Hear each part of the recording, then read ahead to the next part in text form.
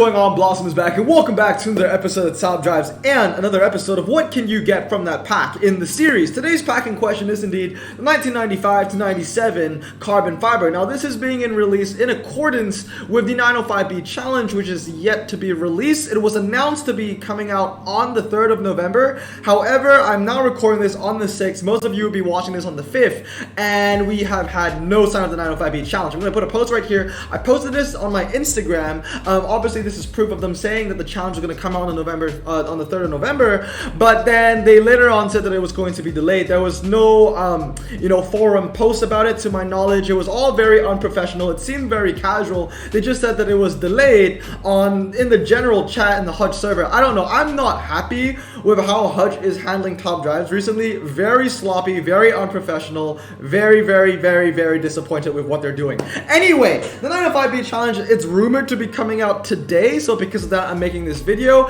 and obviously I'll be covering the 1995 to 1997 carbon fiber pack. Now at the same time, there is also the Qualifier 3 challenge, or the third Qualifier challenge. I'm going to put the track sets right here, and as you can see, this is incredibly easy. It's called 5 Dry Twisty. That's it. You know, nothing too confusing, no medium ground clearance, there's not even a single rolling track set, there's no rain, there's no dirt, there's no city streets medium, it's just, there's no drags, no test bowl, it's just 5 twisty dry. So I'm not really going to make a video on what is the best hand for Qualifiers 3. It's basically just the best 3 cars here, which is going to be both the McLaren F1s, and then you can take your pick between the W12 Synchro and the GT90, and then the other 2 cars that you're going to want to use is probably going to be along the lines of like JPE, and maybe another really good twisty car. At the end of the day, just go for lightweight, a lot of handling. Honestly, if you have duplicates of the JPE, this might be your time to shine.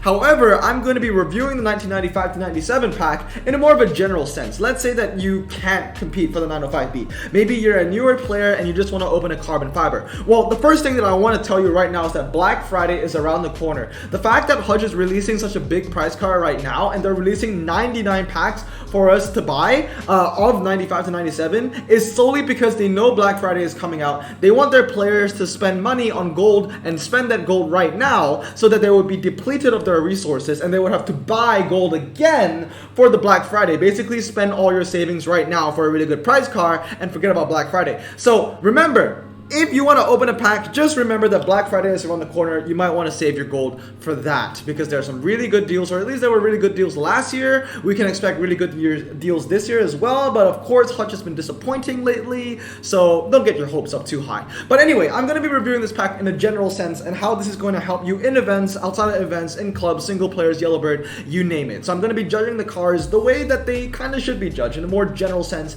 and not just in the Qualifiers 3, because that would be so easy.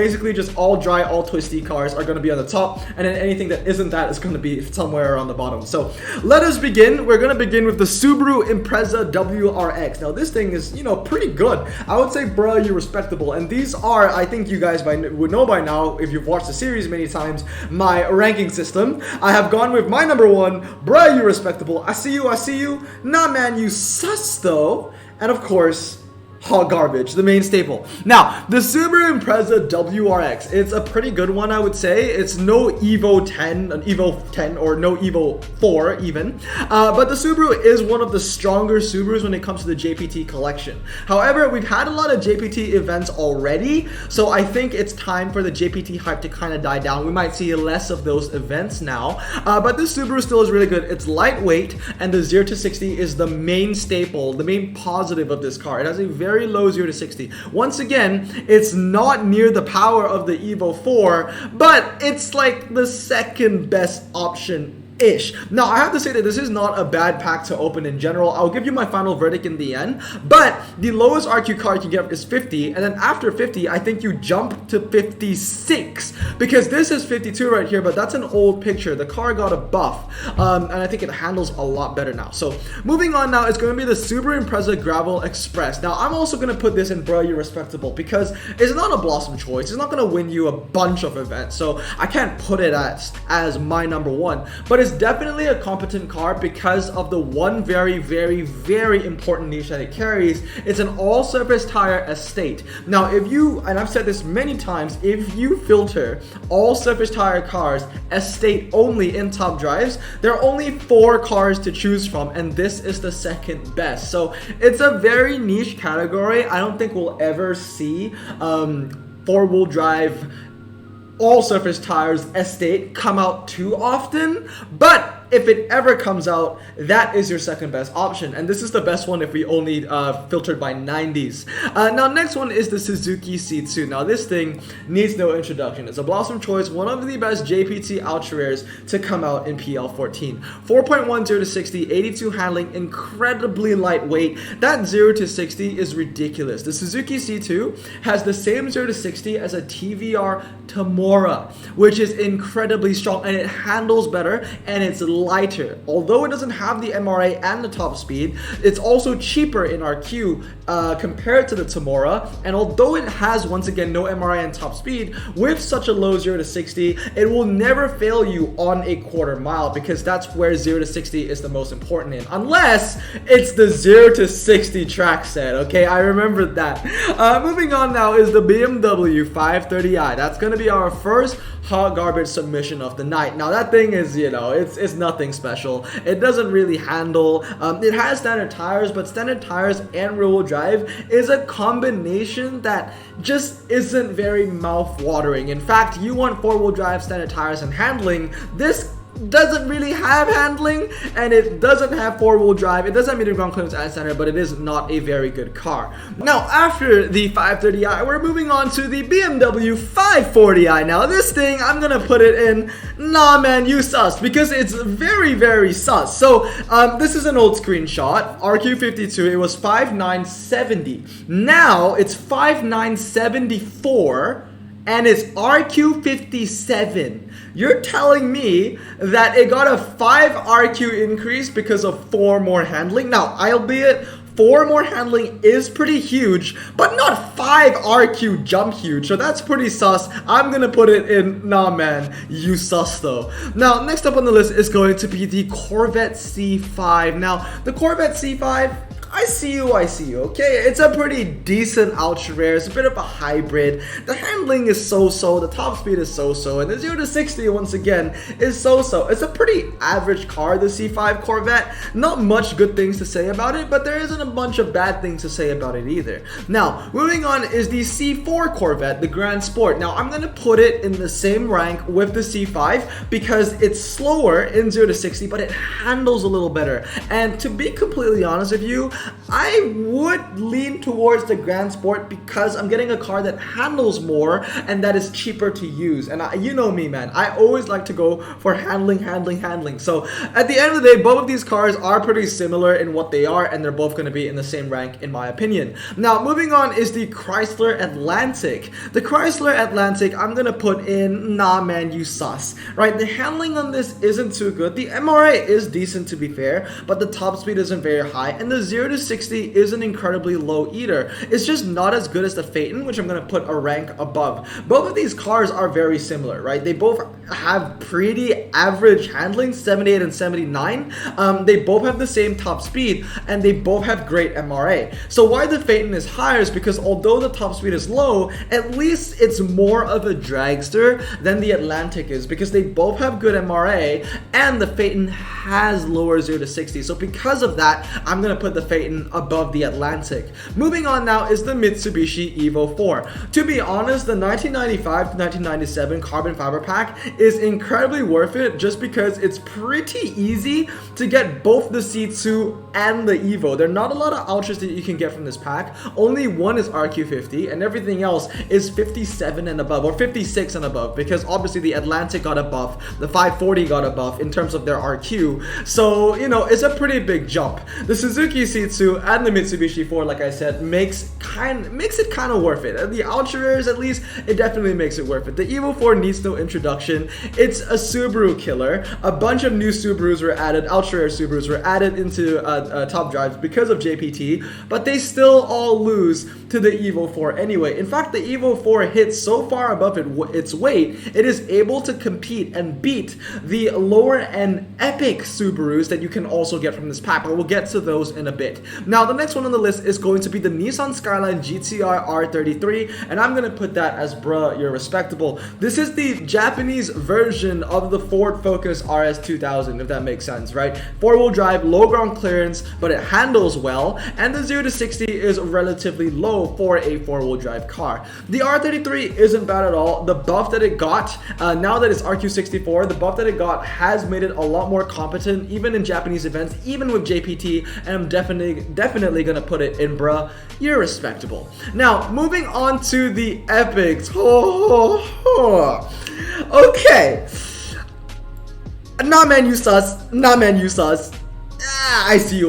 The only reason why that one is a tier above is because of the estate niche, right? Because of the estate niche, it kind of has an extra room where it gets to play around with a much smaller competition. But these two saloons though, oh my goodness. Like I said, the Mitsubishi Lancer Evo 4 is capable of beating some of the lower end epics. And I can tell you right now, if it's a twisty situation, the Mitsubishi Lancer Evo 4 will smoke both Imprezas and the estate as well. Like I said, the only reason the estate is a little higher is because it's a state. Now, why are these two not hot garbage? You can make an argument that this one should be hot garbage, but at the end of the day, these Subarus, as bad as they are, they will always have a safeguard, and that is that they're medium. They're medium and they're four-wheel drive. Every single Subaru, no matter how bad they perform, has a niche. So because of that, I'm putting it as non-menu sus. It's definitely not a good car. Trust me, not a good car. But I don't know. I'm leaning towards putting that on hot garbage. I think that's fair. Is it fair? Because this has better stats than that. Am I going to wait at the estate niche that high? Yes. Yes, I am. I'm going to leave it that way. Now, moving on is the Dodge Sidewinder. The Dodge Sidewinder is, bruh, you're respectable. Honestly, is it? I think it's somewhere in between bruh, you're respectable and I see you. The problem with the Sidewinder is that it doesn't handle. The 0 to 60 is okay, and the top speed is quite high. I think the main thing that saves the Sidewinder among its competition is that it stands out because not only is it a concept, it's also a convertible. So it has those two niches to save it. The main problem with the Sidewinder is that it doesn't handle. Right, 85 handling for RQ75 is just not good enough. The MRA is good, but it's still going to lose to, like, you know, cars in its niche, like Dodge, like the Charger SRT Hellcat, or the wide body, or even the Challenger SRT Hellcat, and it's going to lose to the Juice. So the main reason why I'm putting it in Bro, You're Respectable is because still, it has good MRA, I have to honor that. The 0 to 60 is still relatively low, it's not bad by any sense. Top speed is relatively high, not bad by any sense. But the main thing that separates the Sidewinder from I see you to Bro, You're Respectable is the concept tag and the convertible tag. I think those two are massive for it. Now, moving on now is the Lamborghini Diablo SV 3.9 and 83 handling. Now, this one I'm going to put it, man, I think, nah, man, you kind of sus though. When it comes to Italian epics, the Lamborghini Diablo SV is never in your first choice or your second choice. You want to use the Gallardo, the Pagani C12 when it comes to 90s cars, or any of the Alfa Romeos that handle so much better. 83 handling on that, now that is very, very sad. It doesn't even boast as good of an MRA as the Sidewinder. So although they have the same 0 to 60 and they both don't really handle, the Diablo SV only has 89 MRA, whereas the Sidewinder has 95. Now that is night and day if both of them are in a drag situation.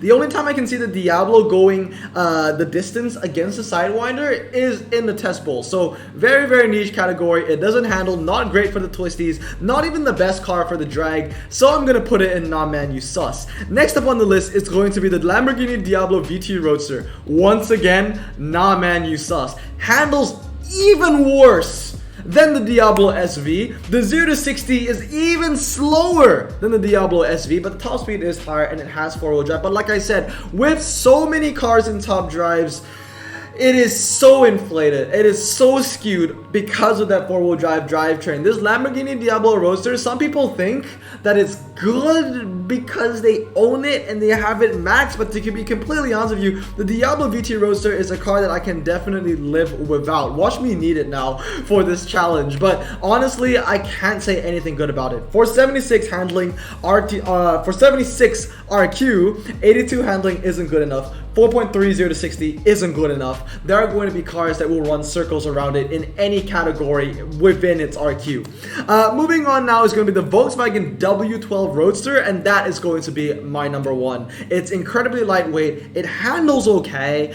Top speed is great. Well, not great, but it's good. The MRA is great. And the 0 to 60, once again, kind of a bit of a trend here. 3.9, 3.9, 3.9, right? The Diablo, the Sidewinder, the W12. But like I said, W12, it's convertible. It's light, it handles better than the Sidewinder.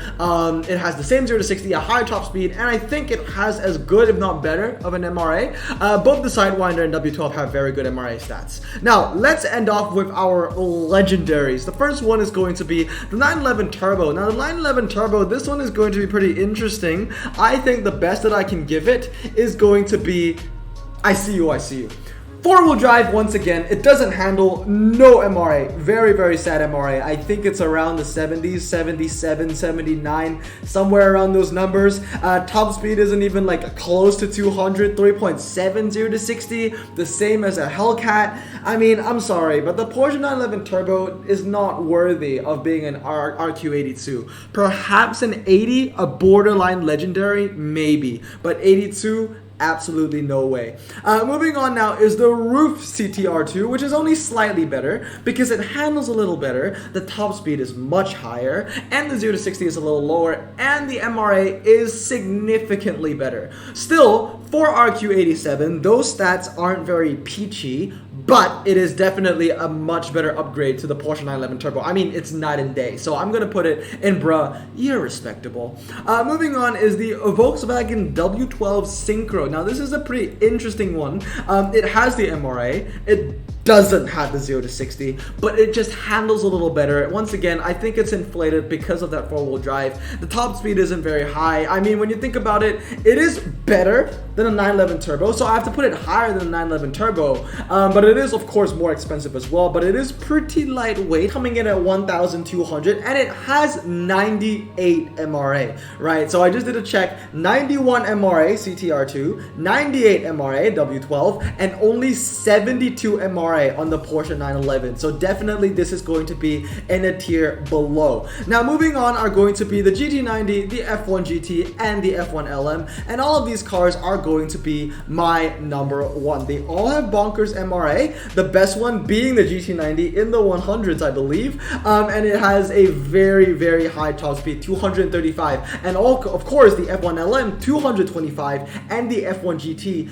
240. So very, very high top speeds, low 0 to 60s, 2931 and 31, and the handling on both McLarens are very impressive. 91 and 90, if you max them out, at least on handling, it will get you 100 and 101 respectively. The GT90 is not much of a twisty car, not to say that the F1s are twisty cars, but at least they have 100 handling. The GT90 is an outright dragster, and you most likely want to 996 that. I think I would probably 996 it if I was going to. I own one, but honestly, that me maxing out the GT90, that's not going to happen anytime soon. But anyway, this is going to be my tier list for the 1995 to 1997 carbon fiber pack in a general sense. Obviously, like I said, if I was going to be ranking this for the qualifiers, the third series or the third qualifier series, the third GT series, whatever you want to call it, I would just be prioritizing everything that's great in a dry, twisty scenario. And of course, that wouldn't really be fair because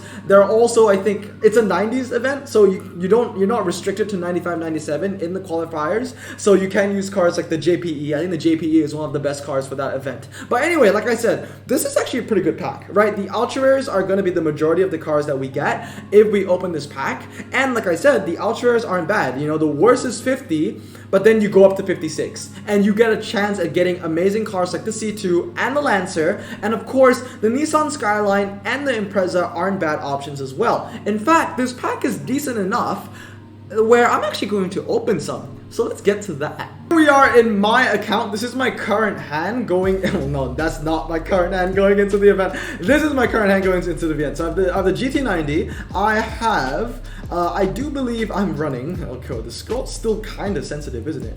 I am running the Sidewinder. I'm going to add that to the hand. I'm also going to get rid of the 95. So I'm also using, the C12 and the JPE. So those are the ones that I'm using. Let's see what is everything that we can use though. See, yeah, the R390, a lot of people have this max. That's going to be fantastic for this event. I don't have that, which is going to be a bit of a hindrance to me, but it doesn't really matter. It's just for a carbon fiber. I already have 2 Sidewinders. What is the last car I'm using anyway? I'm actually not that sure. Let's have a look. Go back to my cars. I guess I am using the 911 Turbo. I mean, I guess it's a bit of a blessing that I have that max. It won me the Yesco, but definitely it's a bit of a, bit of a disappointment of a legendary. But anyway, let's end off with, maybe, I don't know how many of these I'm going to open. Maybe 1, maybe 2. We'll see how the first one goes. But like I said, it's a pretty decent pack. Hoping for a C2 or another Evo 4, or if we get anything above that, that would be a very nice surprise. All right, Honda Accord Type R, and that's actually all right. I will take a Subaru Impreza Gravel Express. But anyway, guys,